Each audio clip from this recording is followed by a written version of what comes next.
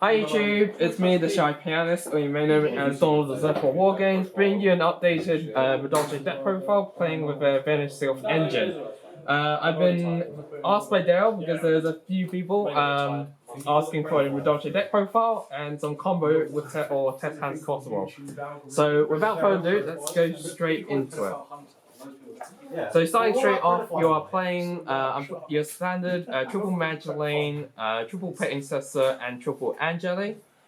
These are your one-card combo starters, and they are like you do need to at least see one of these in your hand to at least do a full combo. If you're unsure about the main combo for Madolches, I do have like other videos on the channel. So by all means, just search the word Madolche on the channel, and you'll be able to find them. So yeah. Next we have your double hoop cake. This is a for the record, this is a going second build. So ideally, like you want to play less hand traps, and you just want to see your one card plays more. So hoop cake. If you're playing a going first build, I would recommend playing this at 3. Next, I'm playing 3 Messenger Gelato. This is my personal preference, but minimally you do only just need the 2 Messenger Gelato to full combo. In the event that you do draw one your Messenger Gelato, then you can still full combo if you normal summon it and summon it with Passing Sir. But if you do have the unfortunate case where you have Messenger Gelato, you won't be able to full combo and do the play as much. Hence why I personally prefer Messenger Gelato at 3.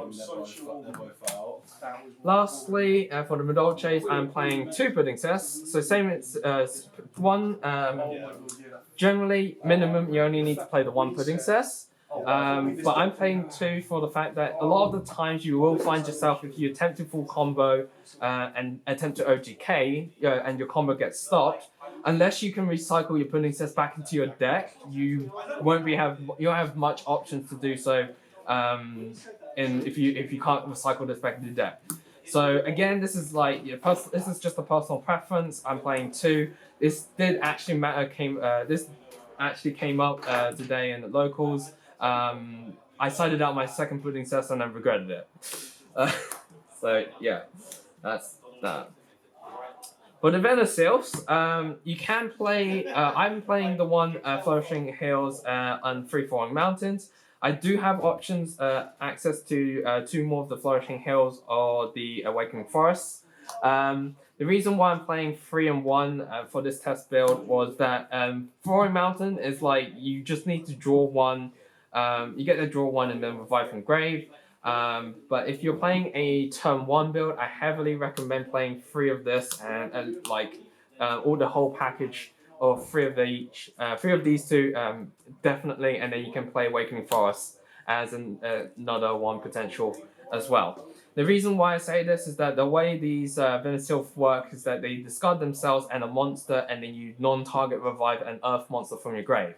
So the way it works from Madolches is that if you're playing a turn 1 build, it allows you to play your hand traps, it allows you to literally fill up your grave with monsters, and then as long as you have this and you're playing Sasur, you can still full combo. And so I would also recommend bumping up Awakening Forest in the event that if we ever get if we ever get Max C back, because you can dump Max C with this and then use Glass Souffle with the Chateau to then grab back your Max C back to hand as well.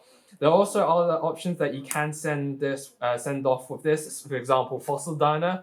You can send Fossil Diner to your grave, add it back to your hand, and then normal summon it after you full comboed. Or you can even just revive it from grave and just stop there.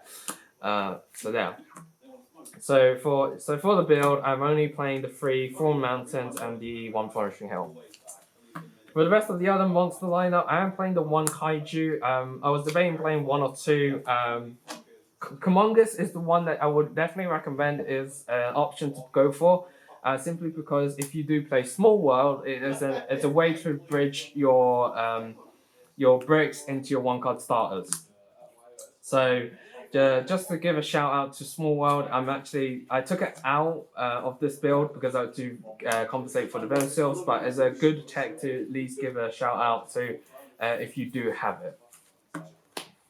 For the spells, I'm playing 2 Chateau, 2 Salon, and the 1 Ticket. I play 2 Chateau because it's generally great for the grind game in the long run, and it doesn't hurt to have 2 of to recycle. Salon is arguably is probably questionable to be played 1 or 2. It's just personal preference with this. Simply because you can either end up with a handful of Madolches or you don't, and Salon basically can be helpful in that sense. And then the 1 Ticket, again, it's just personal preference. For the rest of the spells, because I'm going second deck, I'm playing mainly the 2 Dark Ruler, just for the board break, for monsters. For back row, I have the 1 Duster and the 2 Twin Twisters. That's for the back row. And then for hand traps, I have the 1 Call by the Grave and the 1 Instant Fusion. So Instant Fusion's for Millennium Eyes Strict. For the trap lineup, I'm playing the 2 Promenade. Promenade at 2 is fine, honestly. Even where you're going first or second, because if you're going first, you activate 1, you can then set a second 1 from your deck to the field with Salon, and then that allows you to give you an Omen Negate or back to your turn. And then it never hurts to have if you do open a hand. For the rest of the traps, I have 2 Imperm. This was at 3, but I cut it down just to put more of the other board breakers in, such as and the 2 Evenly. So it's personal preference on ratio because depending on your the format, I can trade out my 2 Imperm for a 3rd Dark Ruler No More and a 3rd Evenly. So yeah, again, it's on that. And last but not least, the 1 Red Reboot, because Madolches really do hurt, get hard lose to like Floodgates and the like. For the extra deck, which is a bit more flexible, I am playing the 3 Chocolate mode. Playing the 3 Chocolate mode, the 3 Glass Souffle, and the 3 Tiramisu. Now, this is personal preference, but minimally, I would recommend you at least play 2 Tiramisu, 2 Chocolate mode. And Glass Souffle is, general sense, is I would recommend playing at 3. Simply because you do make this a lot more most time, and even going first, you can just end with this and your Salon. And so chocolate mode and tiramisu can be a personal preference or whatever you so choose. For the rest of the extra deck, I'm playing the 1 Millennium Eyes Strict and the 1 Link Kubo. This has come up when in the event that you do open up Hoot Cake and Instant Fusion and no other plays to start off with. So you Instant Fusion into Millennium Eyes Strict, make Link Kubo, and then normal summon your Hoot Cake to then proceed to full combo. You then have the sorry, I forgot to mention, you have the 2 Sistar. Sistar is definitely minimum, you do at least need the 1. I play the 2 in the fact that if you do have, like, your board gets broken, you still have a 1 to follow up with on that. And last but not least, it's just personal preference. I went Baguska and Zeus today. Zeus is generally, like, is interesting to play for the fact that if you do resolve pain, so you are locked into Madolche. But in the event that obviously your opponent knows how Madolche play, they negate pain successor, and then you're able to make any of the rank calls, namely just going to like a tiramisu or glass souffle, just go straight into your chocolate mode, and so you have you just attack into something and then make a 4 material Zeus and such. Baguska can be like your Abyss Dweller or anything turn 1, because it did come out from one of my games today. Normal summoned Magiline, it got negated, and then I go Paying Cessor, that got negated, so I can then just go Baguska and pass.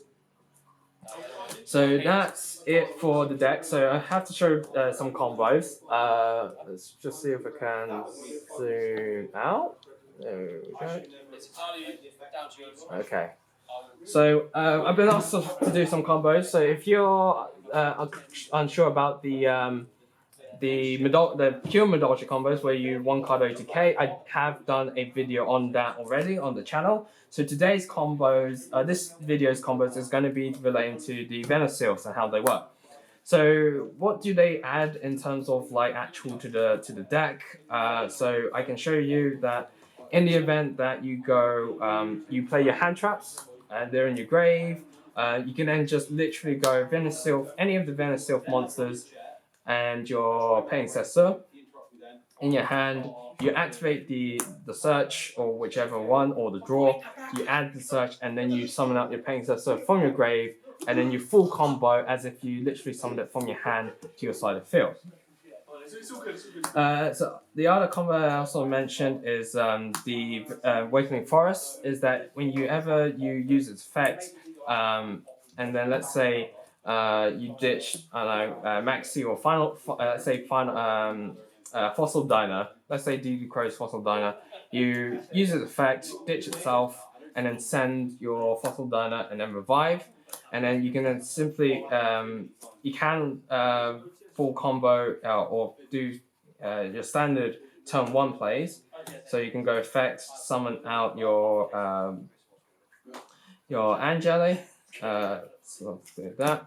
And Angeli's effect tributes off to then special summons out your Hoot Cake. Hoot Cake can then banish out your Vernusylph, then special summon out your Messengerado. Then Messengerado can then add you the Chateau from your deck to hand, activate the Chateau, which will then shuffle your Angeli back in, overlay into your Glassy Flay, and then use effect, detach, target herself, and then new chain or Hoot Cake, and a new chain, add back your whatever Earth monster you ditch, so it could be Fossil Diner or Maxi, and then you can normal summon the Fossil Diner, and then your opponent can't special summon. So that's an option for a play on that part. But yeah, to break it down simply, this is what the Vernusylphs do. They add the option for the fact that you can just ditch themselves and any monsters, and then you can just summon back your Hoot Cake, summon back your Anjay, and just combo off.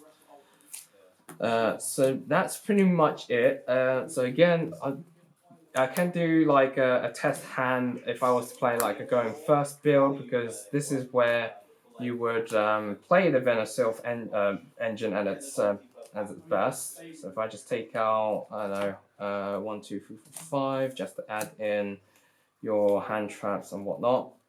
Let's put that in, and then I think he's going second deck. So that's pretty much it. Yeah, so I'll try and do a test hand as quick as possible, just to get you guys actually get an understanding of what the deck's like. Okay, so go 1, 2, 3, 4, 5, and I can't guarantee anything on this. Yeah. So you got your hand traps, you got your predecessor, and if you were to draw second, playing your hand traps in this case, I wouldn't risk doing it. But if going first play, you can also comfortably go predecessor effect, summon out your Angeli.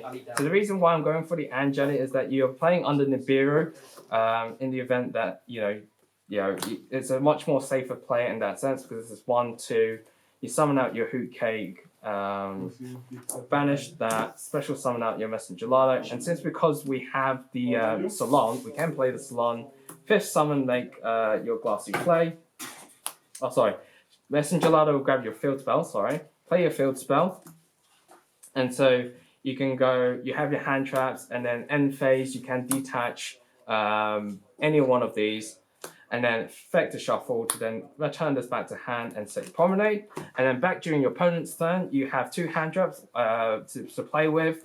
And for something like DD Crow that you can just activate, Glassy Flay can then detach and then target herself for Hoot Cake, and then new chain, non-target shuffle up to 2. You can add back your hand traps that can, for example, like DD Crow, back to your hand to then reuse again. So yeah, it's something like that really. Or if you have like the Vernusylph, you can basically hand trap your opponent and then go, okay, I will use the Vernusylph combo off and OTK because you can summon your predecessor from the grave. So that's pretty much it for the deck profile. If there's any other combos, if you guys actually want to see, by all means, comment down below, because I've actually we're being impressed for time. But in all sense, this is pretty much how the deck builds, and by all means, like for what I said, there's other tech cards that you can play in the deck. For example, like Small World, and if you have Pot of Prosperity, by all means you can play it, because all you need to do is just dig through the deck to start see one of your 1-card starters, especially if you're playing a going first build. So I would also recommend Pot of Prosperity. So that's it for the deck profile. Thank you for watching, guys. Don't forget to like, comment, and subscribe. And as always, guys, happy dueling!